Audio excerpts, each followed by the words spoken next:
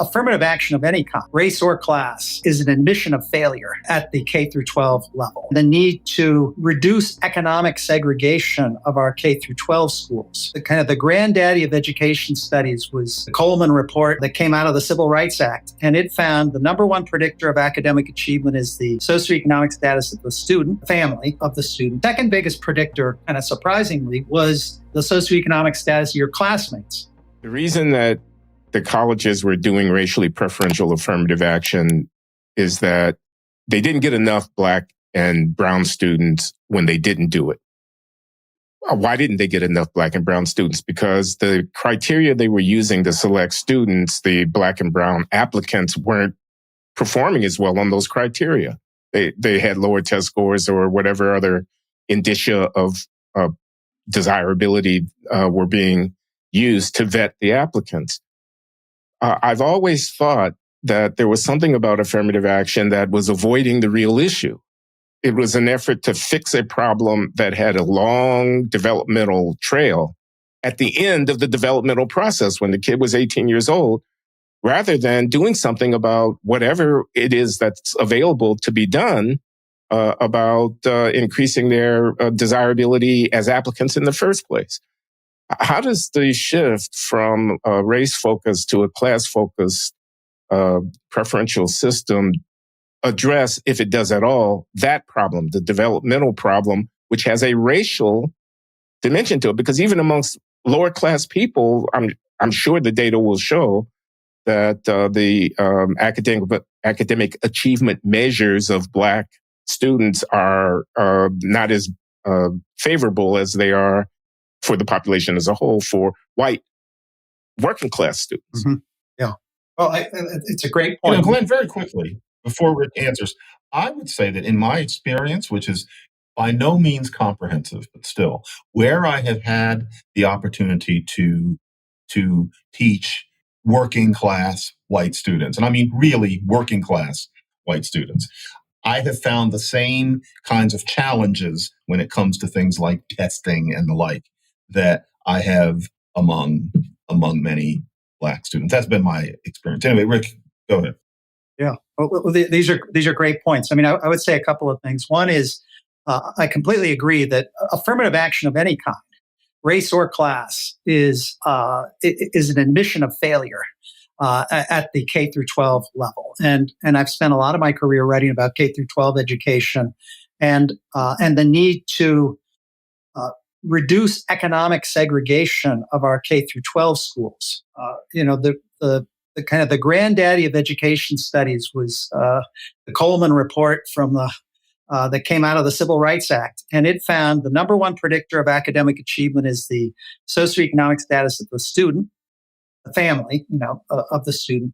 Second biggest predictor, kind of surprisingly, was the socioeconomic status of your classmates, and so low-income students who have a chance to go to middle-class schools are about 2 years ahead on the National Assessment for Educational Progress, kind of the gold standard testing, in math, of those who are in higher poverty schools. So efforts to try to integrate our school, K through 12 schools, through magnet schools, through charter schools. I mean, forced busing was not a successful effort, but through voluntary efforts, I think can make a big difference. And then as to the remaining academic achievement gap between Black and white people of similar incomes, I do think it's important to look deeper and ask, well, what's going on there? And a large piece of it appears to be related to those questions of wealth and concentrated poverty.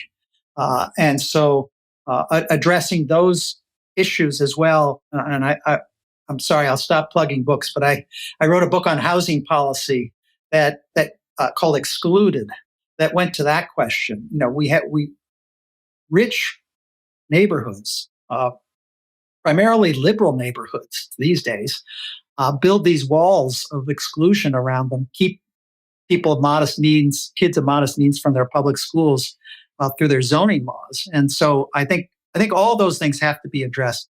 The last thing I'll say is that At the same time, even though the primary problem is K through 12 education, housing, these earlier issues, I don't want to let universities off the hook.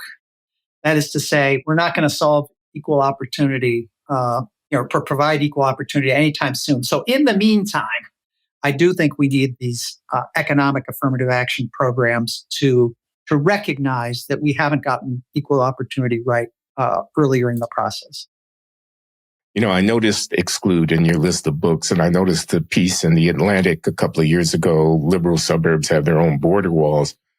And I thought it's a cousin. It's related to the legacy preference, focus on class thing.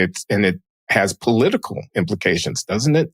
Yes. I mean, the Democrats should be for what you're advocating here, even if it means upsetting some of their suburban upper middle class constituents who don't want to see affordable housing built around the corner from their 2-acre estate. That's right. Yes, I completely agree. Omar Wasso, who's now at Berkeley, but used to be at Princeton, had this wonderful line about people in Princeton having these signs. We love our Black neighbors, we love our Muslim neighbors, so long as they're millionaires and can afford to get behind these walls. The exciting thing politically is that we are seeing change. I started writing my housing book back in 2017, and there weren't a lot of examples of success. But since then, there have been multiracial working class coalitions. So it's the Bobby Kennedy, Martin Luther King, Bayard Rustin idea come into play. And so in California, for example, they opened up housing so that single family only zoning has to be opened up to duplexes and triplexes. And politically, the way that happened is you had urban legislators representing Black and Hispanic constituencies form a coalition with white Republican rural legislators who kind of wanted to stick it to the hypocritical rich white liberals. And they passed this legislation. So it was the Bobby Kennedy coalition of working people across racial lines who brought about that housing change. And it's by appealing to the fact that this is just class discrimination. I mean, these wealthy suburbs are their own clubs, similar to the Harvard, UNC, Brown, or Columbia.